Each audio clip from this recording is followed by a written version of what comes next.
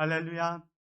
오늘도 하나님의 은혜와 축복이 여러분과 여러분의 가정에 충만하시기를 주님의 이름으로 축원을 드립니다. 오늘은 종교개혁 주일입니다.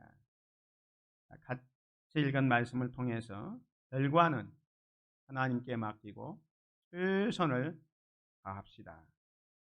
결과는 하나님께 맡기고 최선을 다합시다. 하는 말씀으로 함께 은혜를 받기를 원합니다. 지금부터 505년 전에 1517년 10월 31일에 마틴 루터가 당시 캐톨릭 교회가 성경적이지 못한 것을 반박하기 위해서 비텐베르그 교회에 95개 조항의 반박문을 붙이게 됩니다.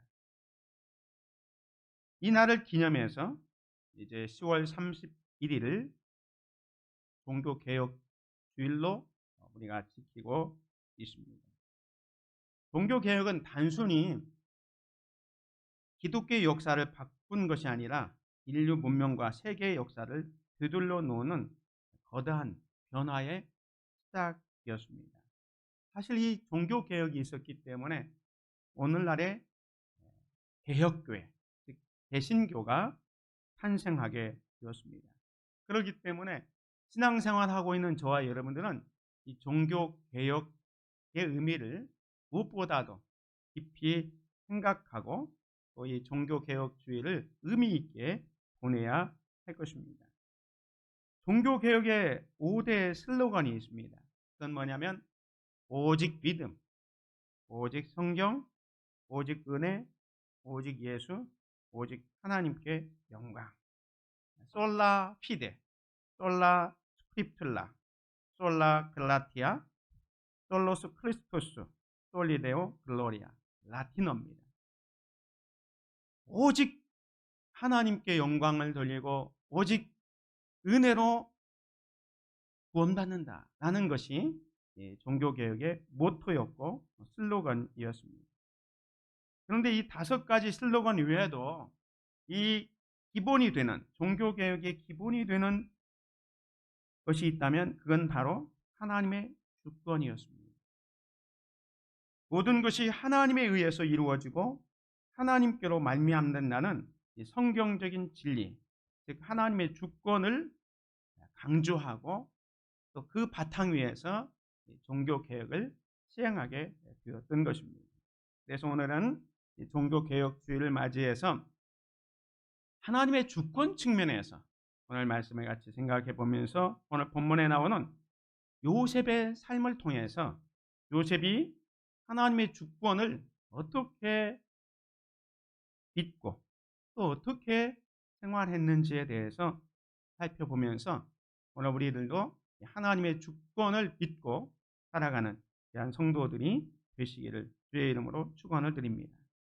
첫 번째로 하나님의 주권을 믿으면 어떤 상황에도 원망과 불평을 하지 않는 겁니다. 요셉은 하나님의 절대 주권을 믿는 사람이었습니다. 요셉의 삶을 보면 파란만장한 삶을 살았습니다. 요셉이 누굽니까? 요셉은 야곱의 11번째 아들입니다. 야곱이 사랑하는 라헬을 통해서 얻은 아들이에요. 그래서 다른 아들들도 있지만 야곱은 다른 아들들보다 자기가 사랑했던 라헬을 통해서 얻은 이 요셉을 어렸을 때부터 아주 극진히 사랑하게 됩니다. 그래서 다른 형제들보다 아버지의 사랑을 많이 받고 자라지. 우리가 잘 아는 대로 어렸을 때부터 채색 옷을 입고 아주 특별한 대우를 받으면서 살게 됩니다. 그런데 이 요셉이 어느 날 꿈을 꾸지요. 그런데 이 꿈을 자기 형들에게 얘기합니다. 그리고 자기 부모에게 얘기합니다. 근데 이 꿈은 형들이 자기를 경배하고 자기 부모들까지도 자기에게 경배한다는 그런 꿈 이야기였습니다. 그래서 그 꿈 이야기 때문에 형들의 시기심이 유발됩니다. 결국 형들이 이 요셉을 죽이려고 계획하다가 유다의 중재로 말미암아 이 요셉이 애굽으로 인신매매가 되어서 애굽으로 팔려가게 됩니다. 말 그대로 하루아침에 아버지의 사랑을 받던 이 요셉이 노예로 전락하게 되는 겁니다. 오늘 본문 말씀 39장 1절에 보면 요셉이 이끌려 애굽에 내려가매, 37장에 보면 그 형제들이 이 요셉을 애굽 상인에게 팔아버리죠. 그리고 그 애굽 상인이 지금 애굽으로 와서 보디발에게 요셉을 넘기고 있는 겁니다. 하루아침에 아버지의 사랑을 받던 이 요셉이 노예로, 종으로 전락하게 된 것입니다. 그런데 우리는 성경을 아무리 자세히 살펴보아도 요셉이 자신의 처지를 한 번도 불평하거나 원망하지 않았습니다. 그런 것을 찾아볼 수가 없습니다. 오늘 본문에도 보면 요셉이 애굽의 친위대장 보디발의 집에 팔려왔지만 그곳에서도 성실하게 일을 했고, 그것 때문에 2절에 보면 여호와께서 요셉과 함께 하심으로 그가 형통한 자가 되어 그의 주인 애굽 사람의 집에 있으니라고 말씀합니다. 요셉은 아마도 하나님을 향하여 불평하고 원망할 수도 있었을 겁니다. 왜냐하면 하나님께서 자기의 꿈을 주셨거든요. 그 꿈 이야기 때문에 형들의 시기 질투를 받아서 지금 자기가 노예로 팔려왔기 때문에, 하나님 왜 나에게 그런 꿈을 주셨습니까? 나에게 그런 꿈을 주지 않았다면 나는 집에서 아버지 밑에서 편안하게 행복하게 살 텐데, 하나님께서 나에게 그런 꿈을 주셨기 때문에 그 꿈 이야기 때문에 형들이 시기 질투로 나를 이곳에 팔았기 때문에 내 신세가 이 모양 이 꼴이 되었습니다 라고 불평할 수 있었잖아요. 그런데 성경 어디를 봐도 요셉이 하나님을 향하여 원망하거나 불평하지 않습니다. 그리고 자기 형들에 대해서도 원망하고 불평하지 않습니다. 왜 그랬을까요? 하나님의 주권을 믿었기 때문입니다.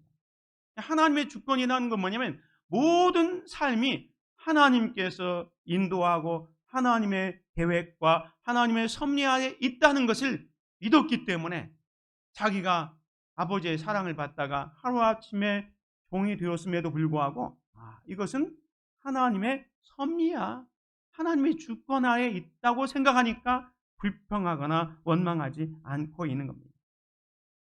요셉의 일생은요 정말로 파란만장한 인생을 살게 됩니다. 요셉이 꿈을 꾸었을 때의 나이가 17세였습니다. 그런데 그 꿈으로 말미암아 형들에게 애굽으로 팔려가게 되죠. 애굽으로 팔려가는 것으로 끝나지 않고 보디발의 집에서 노예로 종생활을 하게 됩니다. 그리고 보디발의 아내의 그 유혹을 뿌리친 것 때문에 억울하게 성폭행 미수범으로 몰려가지고 누명 쓰고 감옥에 가게 됩니다.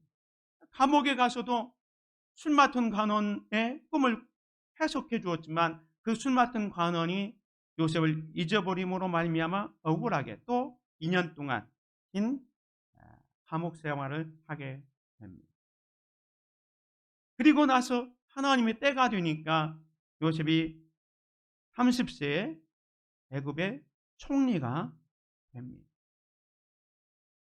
17세에서 30세까지 어떻게 보면 고난과 연단의 14년이었습니다. 인생의 그래프가 더 높은 곳에서 계속 추락하다가 하나님의 때가 되니까 하나님이 다시 높여서 애굽의 총리까지 됐는데, 어렵고 힘들 때마다 인생의 그 내리막길에서 요셉은 한 번도 불평하거나 원망하지 않았다는 겁니다. 오늘 저와 여러분들은 이런 요셉의 그런 신앙 정신을 배울 수 있기를 바랍니다. 이렇게 힘들고 어려운 상황이 계속 되었음에도 불구하고 원망하지 않고 불평하지 않을 수 있었던 것은 뭡니까? 하나님의 절대 주권을 믿었기 때문에. 자기의 인생을 주관하고 있는 분이 하나님이시다, 나를 이렇게 계속 내리막길로 치닫게 하는 것도 하나님의 섭리요 하나님의 계획하에 있음을 알았기에 불평하지 않았고 원망하지 않았습니다. 우리가 잘 아는 말씀 로마서 8장 28절 하나님을 사랑하는 자 곧 그 뜻대로 부르심을 입은 자들에게는 모든 것이 합력하여 선을 이루느니라. 이 사실을 믿었기 때문에 불평하지 않았던 겁니다.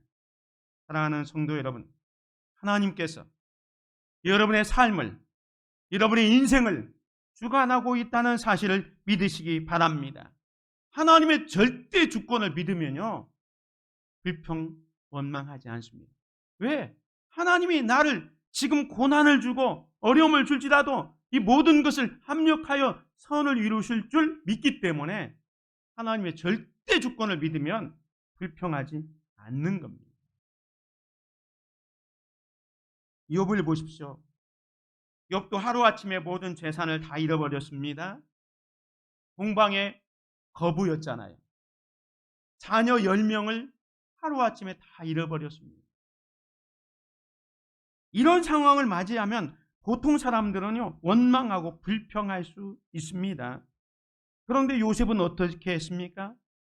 그 욥기 1장에 보면 욥이 일어나 뱃옷을 찢고 머리털을 밀고 땅에 엎드려 예배하며 이르되 내가 모태에서 알몸으로 나와 싸운즉 또한 알몸이 그리로 돌아가올지라 주신 이도 여호와시요 거두신 이도 여호와시오니 여호와의 이름이 찬송을 받으실지니이다 하고 이 모든 일에 재산을 다 잃어버렸습니다. 10명의 자녀들이 한꺼번에 죽었습니다. 그런데도 불구하고 욥이 범죄하지 아니하고 하나님을 향하여 원망하지 아니하니라. 하나님의 주권을 믿었기 때문에 불평하거나 원망하지 아니했던 겁니다. 그래서 나중에 하나님께서 이 욥을 축복해 주셔서 2배의 재산 또 10명의 자녀들을 주시는 것을 보게 됩니다. 바울과 실라도 마찬가지입니다. 바울과 실라가 2차 전도 여행을 준비하면서 아시아에 가서 전도하기를 원했습니다. 그런데 성령님께서 마게도냐, 유럽으로 가서 전도하라고 하십니다. 그래서 바울과 실라가 성령님의 인도를 받아서 마게도냐로, 유럽으로 가지 않습니까? 그래서 유럽의 첫 동네 빌립보에 도착해서 복음을 전하는데 그 마을에 귀신이 들려가지고 점을 치는 한 여종이 있었습니다. 귀신이 들렸기 때문에 너무너무 비참한 인생을 사는 겁니다. 그래서 바울과 실라가 그 여종을 예수 그리스도의 이름으로 귀신을 쫓아냅니다. 귀신이 나가니까 이 여종이 그동안 귀신 들려가지고 점을 쳤는데 귀신이 나가니까 점을 치지 못하는 거예요. 그러니까 이 여종의 주인이 자기의 수입이 끊어졌잖아요. 그래서 바울과 실라를 고발하게 됩니다. 그래서 빌립보 감옥에 갇히게 되고 엄청난 고난을 받고 이제 감옥에 갇혀 있는데 이때도 바울과 실라가 하나님을 향하여 원망하고 불평할 수 있습니다.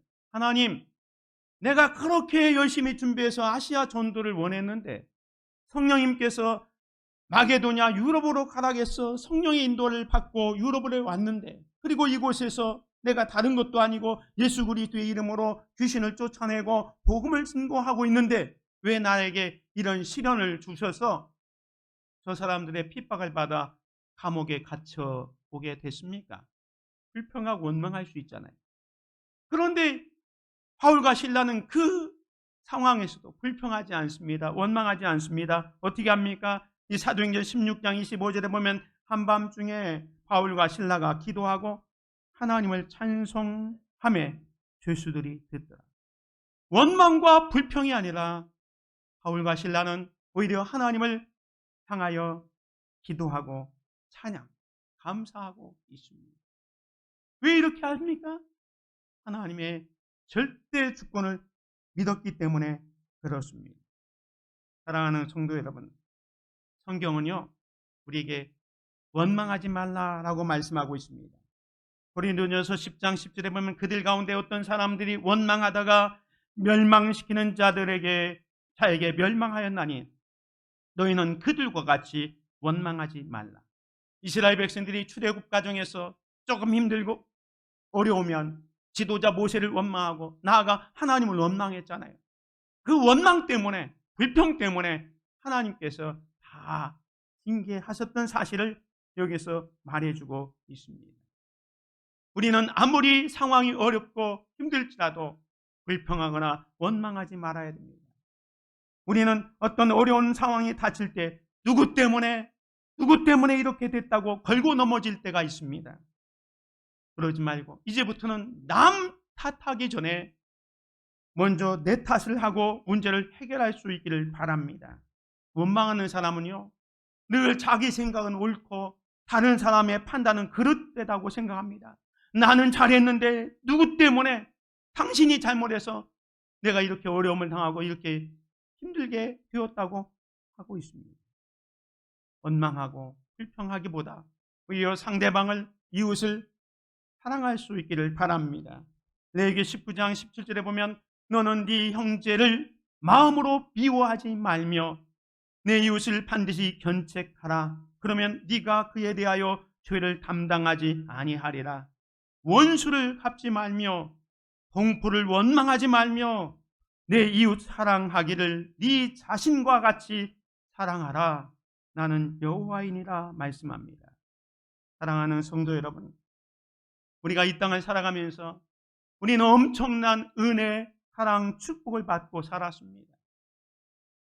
그런데 조금 힘들고 어려우면 불평하고 원망하며 살아가고 있습니다. 원망하지 않고 살아가는 것은 쉽지 않지만 믿음의 사람들은, 하나님의 사람이라면 원망하지 말아야 됩니다.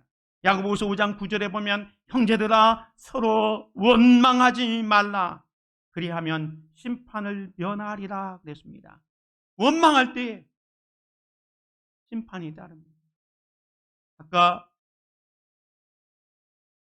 출애굽 때 이스라엘 백성들이 원망하고 불평할 때 멸망했잖아요. 믿음의 반대편에 있는 게 바로 원망입니다. 오늘 저와 여러분들은 하나님의 절대 주권을 믿고, 하나님의 절대 주권, 여러분의 삶, 여러분의 가정, 여러분의 사업, 모든 것이 하나님의 손 안에 있습니다. 하나님의 섭리, 하나님의 계획 가운데 있다는 것을 깨달으면 정말 어떤 상황에서도 불평하고 원망하지 않고 오히려 하나님 앞에 감사할 수 있는 것입니다. 하나님의 절대 주권을 믿는 사람은 어떤 상황에도 불평하거나 원망하지 않습니다. 저와 여러분이 두 번째 생각할 건 뭐냐면, 하나님의 절대 주권을 믿으면요, 어떤 위치에서도 또 성실함으로 최선의 삶을 삽니다. 하나님의 절대 주권을 믿기 때문에 자기가 어떤 상황에서도, 어떤 위치에서도 성실하게 또 최선의 삶을 살게 됩니다.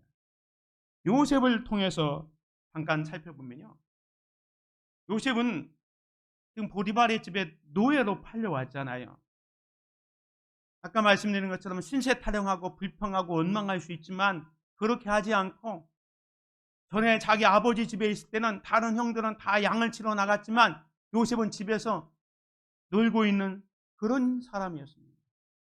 그렇지만 그 요셉이 지금 보디발의 집에 팔려왔을 때 일을 안 해봤던 사람이지만 성실하게 자기 사역을 감당하고 있습니다.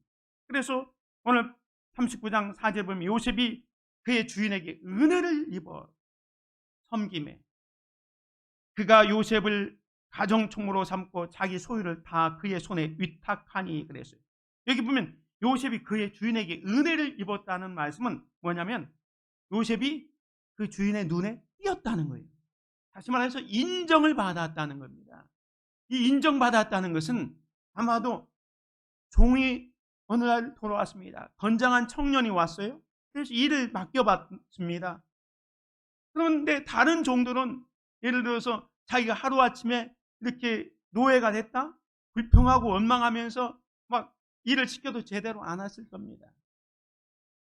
주인이 있을 때는 하는 척, 주인이 없으면 그냥 빈둥빈둥 그랬는데 요셉을 지켜보니까 아주 성실하게 일을 합니다. 알고 보니까 이 요셉은 히브리에서 자기 부모님 곁에서 잘 먹고 잘 살다가 여차저차해서 이렇게 지금은 종이 됐는데 자기 신세태랑 한 번도 않고 불평하지 않고 주어진 임무를 성실하게 잘합니다. 그러니까 이 보디발이 눈에 들어오는 거예요. 인정하게 된 거예요. 그러니까 그 주인에게 은혜를 입는 거예요. 그래서 가정 총무가 되고 있는 것을 보게 됩니다. 이런 요셉의 성실성은요, 어렸을 때부터 몸에 배어 있었어요. 아버지 밑에 있을 때 자기 형들이 다 양을 치러 갔잖아요. 요셉은 자기 집에서 있었지만 어느 날 아버지께서 이 요셉에게 심부름을 시킵니다. 야, 형들이 저 세겜에 양을 치러 갔는데 너 형들이 제대로 양을 치고 있는지, 또 세겜 사람들에 의해서 혹시 공격받고 어려움 당하고 있는지 한번 알아보면 좋겠다 해서 이 요셉을 세겜까지 보냅니다. 아버지 야곱이 있는 곳은 헤브론입니다. 이 헤브론에서 세겜까지 가려면요, 한 70km 정도 가야 됩니다. 이틀 정도 가서 형들을 막 찾아봤습니다. 형들이 없어요. 그래서 물어 다시 도단까지 30km나 되는 도단까지 가서 형들을 만나고 있는 거예요. 이런 과정을 보면 요셉은 아버지의 심부름에 충실했고요. 그리고 아버지의 그 자기에게 준 임무, 형들이 잘 있는지를 알아보기 위해서 이틀 동안 그 세겜까지 와서 힘들었지만 형들이 없으면 그냥 돌아갈 수 있잖아요. 근데 돌아가지 않고 거기서 또 30km 하루 정도 가서 형들을 막 수소문해서 찾아서 가고 있는 이 요셉의 성실성을 보게 됩니다. 이 요셉의 성실성은요, 금방 말씀드린 것처럼 나중에 형들의 모함을 받아서 보디발의 집에 이제 종으로 왔지만 신분의 변화가 일어났잖아요. 신분의 변화가 일어났는데도 불구하고 불평하지 않고 원망하지 않고 열심히 일을 해서 주인의 눈에 띄어서 가정 총무가 됩니다. 그런데 또 보디발의 아내의 모함을 받아서 억울하게 감옥을 가야 하잖아요. 그 감옥에 가는 상황은 또 특별한 상황이잖아요. 그런데 그 특별한 상황에서도 감옥에서도 성실합니다.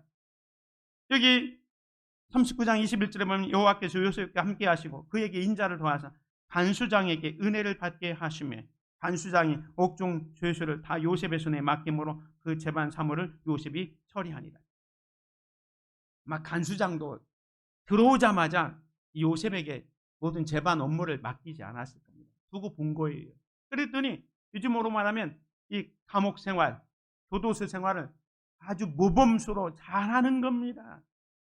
그러니까 그 요셉을 그 감옥에서 다른 죄수들을 다 이렇게 관리하는 재반 사무를 요셉에게 맡기고 있는 것을 봅니다. 요셉은 어느 곳에 있든지 간에 자기가 성실하게 합니다. 그 성실성은요, 나중에 그 앞에 보면 보디발의 아내 유혹을 받을 때도 성실성이 나옵니다. 이 보디발의 아내가 날마다 와서 자기를 유혹하잖아요. 그런데 이 요셉은 뿌리칩니다. 자기가 하나님의 절대 주권을 믿을 뿐만 아니라 하나님 앞에 있기 때문에 범죄하지 않는다라는 것 때문에 여기 중간에 보면 그런즉 내가 어찌 이 큰 악을 행하여 하나님께 죄를 지으리까 하면서 뿌리치면서 도망가잖아요. 이건 윤리적으로 성실하고 있는 거예요. 하나님 앞에서 깨끗한 삶을 살기 위해서 그렇게 하고 있는 요셉의 모습을 보게 됩니다. 나중에 이 요셉이 애굽의 총리가 되었을 때에도 그의 성실성은 계속 나타납니다. 요셉이 종으로 전락하고 감옥 생활하다가 이제 모든 것이 회복되어서 애굽의 2인자가 됐습니다. 총리가 됐습니다. 그러면 이제 좀 행복하게 편안하게 살 수 있는 그런 여건이 되잖아요. 그런데 요셉은 총리가 됐을 때도 어떻게 합니까? 여기 41장 45절 후반에 보면 요셉이 나가 애굽 온 땅을 순찰하니라. 요셉이 애굽 왕 바로 앞에 설 때에 30세라. 그가 바로 앞을 떠나 애굽 온 땅을 순찰하니 그랬어요. 여기서 순찰했다는 것은 나가서 자기 임무를 보는 거예요.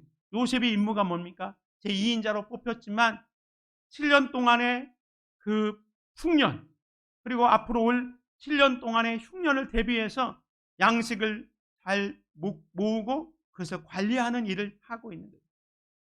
근데 그 바쁜 일을 하는데 요셉이 애굽의 온 땅을 순찰했다. 이게 뭐 애굽의 온 땅을 순찰했다는 말이 두 번씩이나 반복하고 있는 것은 요셉은 직업에서도 자기가 총리에 있으면서도 성실하게 자기의 맡은 일을 감당하고 있는 것을 보게 됩니다.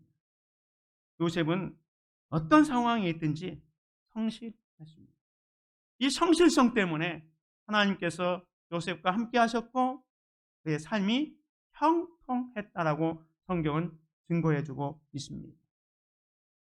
하나님을 믿는 사람은 어느 곳에서 어떤 위치에 있더라도 정말로 성실해서 최선을 다해야 될 줄 믿습니다. 사랑하는 성도 여러분, 우리가 살고 있는 이 시대는 어떤 시대입니까? 한탕주의가 만연되고 있습니다. 한탕주의. 어떤 중학교에서 선생님이 학교에서 학생들에게 설문조사를 했습니다. 학생들에게 소원이 무엇이냐고 물어봤더니 가장 많이 나온 답변이 뭐냐면 부모님으로부터 평생 먹고 살 수 있는 건물 하나 물려받는 것. 건물주가 되는 거예요. 근데 그거 부모님에게 물려받아서 자기는 일하지 않고 그 건물에서 나오는 임대료 받아서 그냥 먹고 놀고 싶다는 대답을 제일 많이 했다는 겁니다. 자기는 아무 일도 하지 않겠다는 겁니다. 이것이 우리 사회의 모습입니다. 얼마 전에도 비트코인, 주식, 로또 이런 걸로 한탕주의로 많은 젊은이들이 여기에 매몰되어 있는 것을 우리가 보게 되지 않습니까? 근데 이게 사회에만 그런 게 아니라 믿음 생활도 한탕주의가 있습니다. 믿음에도 한탕주의가 있습니다. 믿음의 한탕주의는 뭐냐면 어쩌다 한번 자기가 기도하는 거예요. 그래서 기도해놓고 그 기도가 다 응답되기를 소망하는 거예요. 어쩌다 열심히 1시간 내지 2시간 기도했습니다. 그래놓고 모든 것이 무사 형통하기를 바라는 사람들이 있다는 거예요. 이게 바로 영적인 한탕주의입니다. 세상에만 한탕주의가 있는 게 아니라 그 안에서도 형탕주의가 있습니다. 내가 11조를 했기 때문에 하나님이 나에게 이만큼 축복해 주겠지. 내가 신앙생활을 이렇게 했으니까 하나님 나에게 이렇게 축복해 주겠지. 이게 다 믿음의 한탕주의입니다. 성경은 이 한탕주의를 이야기하지 않습니다. 꾸준하게 어떤 처지에 있든지 성실하게 최선을 다하는 것을 바라고 있습니다. 시편 126편 5절에 보면 눈물을 흘리며 씨를 뿌리는 자는 기쁨으로 거두리로다. 울며 씨를 뿌리러 나가는 자는 반드시 기쁨으로 그 곡식단을 가지고 돌아오리라. 128편 2절에 보면 네가 네 손이 수고한 대로 먹을 것이라. 네가 복되고 형통하리로다 라고 말씀합니다. 사랑하는 성도 여러분, 하나님을 믿는 사람은요, 하나님의 절대 주권을 믿기 때문에 어떤 위치에 어떤 처지에 있더라도 최선을 다하는 거예요. 하나님을 의식하면서 최선을 다하는 거예요. 오늘 본문의 요셉은 어떤 형편, 어떤 위치에서도 하나님의 주권을 믿었기 때문에 성실했습니다. 그 성실함 때문에 보디발에게 인정받아서 가정통모가 되고 감옥에서도 간수에게 인정받아서 감옥에서도 사무 재반을 다 맡아서 일하게 됐습니다.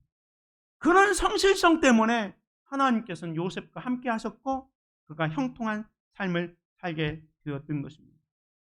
오늘 저와 여러분도 마찬가지입니다. 결과는 하나님께 맡기는 거예요. 그리고 우리가 할 수 있는 것은 내가 처한 그 위치에서 최선을 다하는 거예요. 나는 하지 않고 하늘에서 떡이 똑 떨어지기를 바라면 안 되는 거예요. 제가 늘 말씀드리지만 이제 좀 있으면 수능이 다가오는데 학생들에게 늘 얘기합니다. 자기가 원하는 대학이 있다. 자기가 원하는 학교가 있다. 그러면 그 학교에 맞게 열심히 공부해야죠. 공부하지 않고 그냥 핑핑 놀면서 한 번 기도했다고 그냥 자기가 저절로 그 대학에 간다는 것? 이게 한탕주의고 믿음의 한탕주의입니다. 절대로 씨를 뿌리지 않으면 열매를 거둘 수가 없습니다. 하나님을 믿기 때문에, 하나님의 절대 주권을 믿기 때문에 더 열심히 최선을 다해서 결과는 하나님께 맡기고 최선을 다하는 저와 여러분이 되시기를 주님의 이름으로 축원을 드립니다. 마지막 세 번째로 하나님의 주권을 믿으면요, 현재 상황을 하나님께서 인도하셨다고 고백하는 거예요. 요셉이 나중에 총리가 되었을 때 형들을 만나죠. 그때 자기를 애굽으로 팔았던 그 형들을 만났을 때 형들에 대해서 원망하고 불평하고 자기가 애굽의 2인자이기 때문에 어떤 징벌을 내릴 수도 있지만 형들을 만나는 순간 자기가 요셉이라는 것을 밝힐 때 형들이 22년 만에 만났거든요. 22년에 만에 만났을 때 형들은 두려웠습니다. 왜? 그 22년 전에 자기들이 요셉을 웅덩이에 매몰하려다가 애굽으로 팔았거든요. 그 생각나서 저 요셉이 우리를 어떻게 하면 어떻게 할까 해서 두려운 마음이 있었습니다. 그때 요셉이 뭐라고 합니까? 하나님이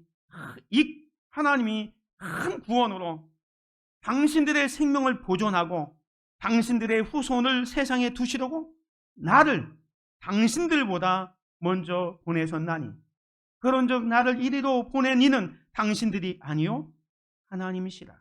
하나님이 나를 애굽 바로에게 아버지로 삼으시고 온 집의 주로 삼으시며 애굽 온 땅의 통치자로 삼으셨나이다. 자기가 지금 노예가 돼서 애굽으로 팔려온 것이 이스라엘 민족을 구원하기 위한 하나님의 섭리였다라고 이렇게 고백하지 않습니까? 하나님의 절대 주권을 믿으면 그것을 고백하는 거예요. 나중에 요셉이 아버지가 돌아가셨습니다.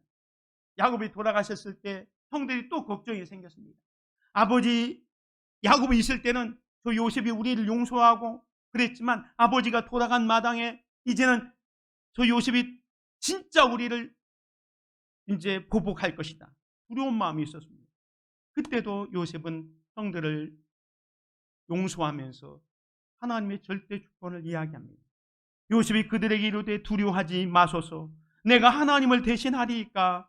당신들은 나를 해하려 하였으나 하나님은 그것을 선으로 바꾸사 오늘과 같이 많은 백성의 생명을 구원하게 하시려 하셨나니 당신들은 두려워하지 마소서. 내가 당신들과 당신들의 자녀를 기르리이다 하고 그들을 간곡한 말로 위로하였다. 하나님의 절대 주권을 믿기 때문에 지금 현재 상황을 간증하는 거예요. 지금 여기까지 온 것이 하나님의 인도였습니다. 하나님이 하셨습니다. 이렇게 고백하는 거예요. 사무엘도 하나님의 인도하심을 고백하는 사람이었습니다. 우리가 잘 아는 에베네셀, 하나님이 여기까지 도우셨다라는 그 이야기를 배경을 보면 이스라엘 백성들이 늘 블레셋의 공격을 받았습니다. 그래서 이 블레셋 공격을 앞두고 이제 회개하는 마음으로 미스바 광장에 모여서 하나님 앞에 회개 운동을 벌이고 있었습니다. 근데 블레셋 사람들은 이때가 기회다 해서 이제 광장에 모인 이스라엘 백성들을 몰살하려고 침공해 오는 겁니다. 그런데 하나님께서 큰 역사를 이룹니다. 갑자기 큰 우레를 내리십니다. 그래서 이 블레셋 백성들이 서로 막 어그러지고 하늘에서 천둥 번개가 내리면서 이 블레셋 사람들이 막 우왕좌왕합니다. 그래서 다 물리칩니다. 싸우지도 않고 승리하는 놀라운 역사가 일어납니다. 그때 이 사무엘이 하나님의 은혜를 생각하면서 그곳에 돌을 쌓고 미스바와 센 사이에 돌을 쌓고 여호와께서 여기까지 우리를 도우셨다고 그 이름을 에베네셀이라고 짓습니다.